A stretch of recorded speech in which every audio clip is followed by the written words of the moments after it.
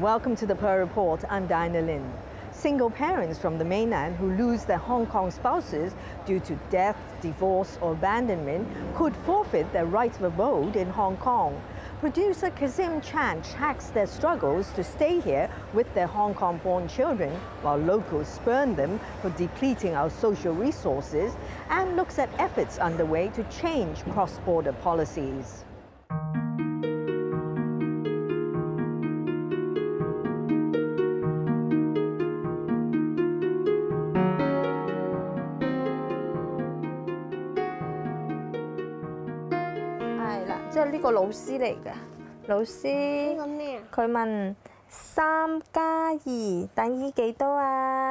Xianin, a single mother from Huizhou, Guangdong Province. Her son, Ka Wei, born in Hong Kong 2 years ago. Every 3 months, Xianin has to return to Huizhou, staying with friends for a fortnight while she waits for a two-way permit to come to Hong Kong again. Since I don't have a stable place to stay there, I can't take him there. Xianin married Ka Wei's father, a Hong Kong permanent resident, in 2010. She was eligible for a one-way permit, giving her right of abode here. But 10 months after they wed, Xianin's husband died of a heart attack, leaving her pregnant and alone in Hong Kong. I was so upset, I often thought of committing suicide. She also thought of aborting her 5-month-old fetus. The doctor told me it was too advanced.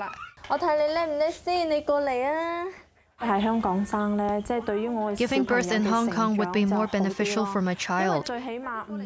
At least I don't need to worry about housing.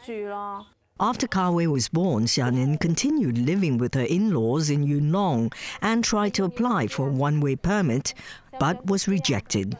Suddenly their husband passed away or divorced them or just disappear. And then there is no quota in one-way system for those single parents. So while Xianin waits for her two-way permits in Huizhou, He stays here alone and plays. He would climb up and climb down and he would fall, because my mother-in-law can't always take care of him. I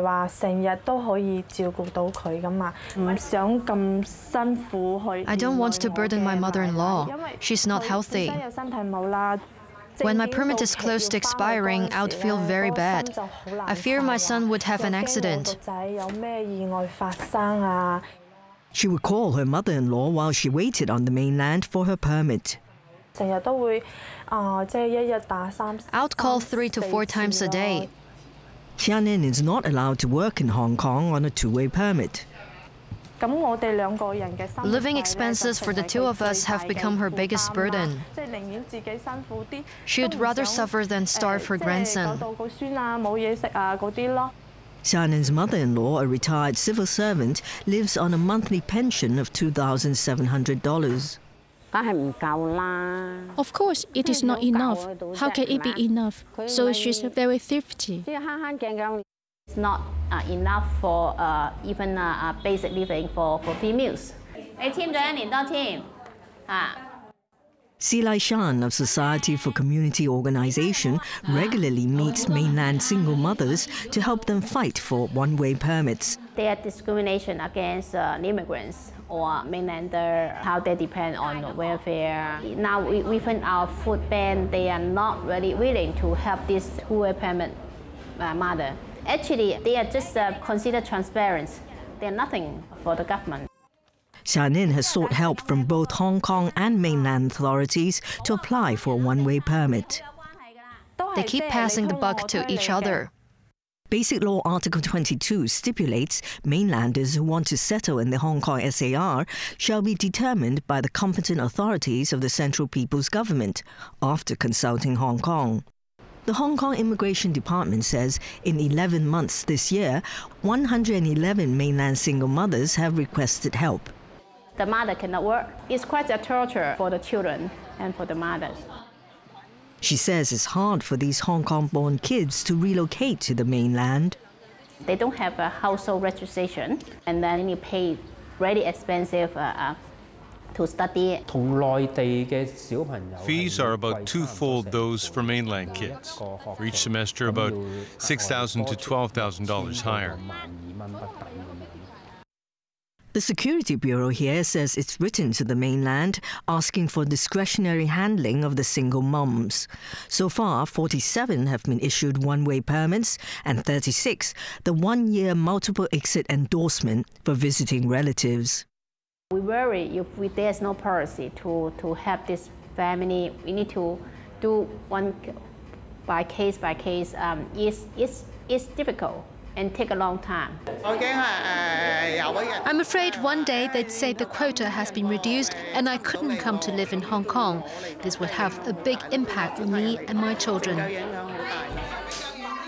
May is one of the single mums who've been granted a one-year multiple exit endorsement for visiting relatives. May was married to a Hong Kong permanent resident on the mainland and gave birth to her son Tommy there.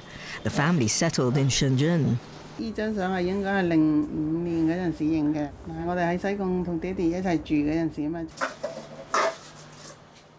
2005, the family moved to Hong Kong to give Tommy, then aged 2, a better education.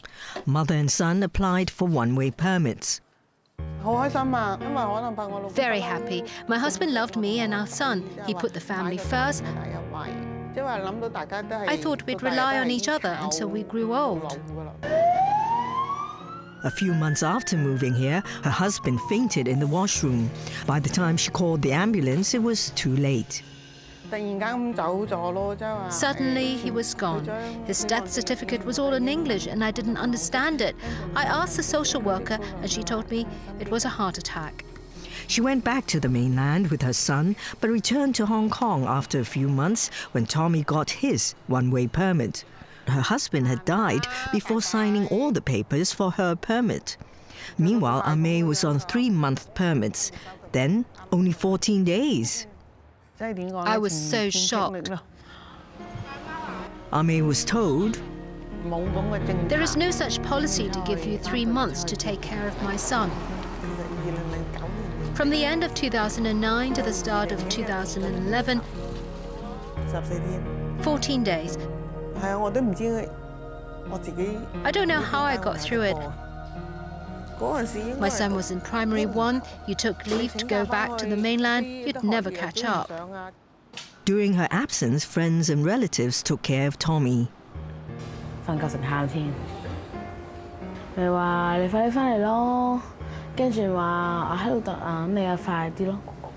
2011, May's pleas to a Guangdong official finally yielded results. I told her, if you continue giving me 14-day permits,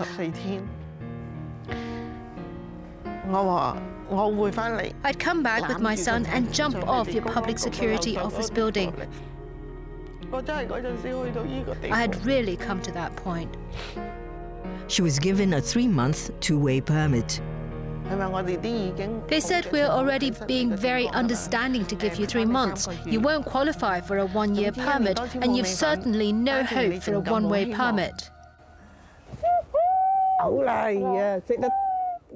May protested to the Hong Kong Immigration Department. Then I got the 1-year multiple exit permit. Local immigration must have sent my name back to the mainland.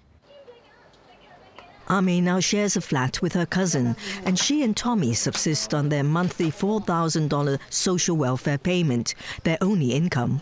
Hong Kong people have a feeling that single-way permit actually creates more burden in our financial status in Hong Kong.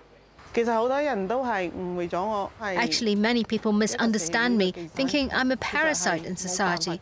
Actually, I have no choice. I can neither go back nor stay here. Even if people are willing to hire you, you'd be too afraid to work. If you are caught here, you will be sent to jail and blacklisted. May has applied again for a one-way permit. Still being processed, and I feel very sad. I'm angry. What did I do wrong on the mainland? Why do others get their permits in 3 to 5 months, but I waited 13 months and still haven't got it? The ultimate power rests with mainland officials. A lot of bad practice and corruptions there.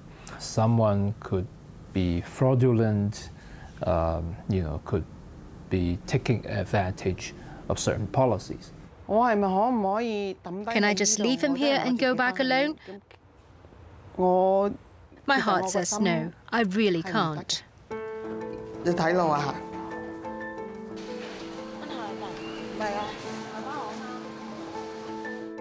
After the break, a single mum gets the coveted one-way permit to stay in Hong Kong. I told my son, Mommy can soon use her ID card to cross the border. But many single moms from the mainland who've gotten one-way permits face a myriad of problems. Stay with us.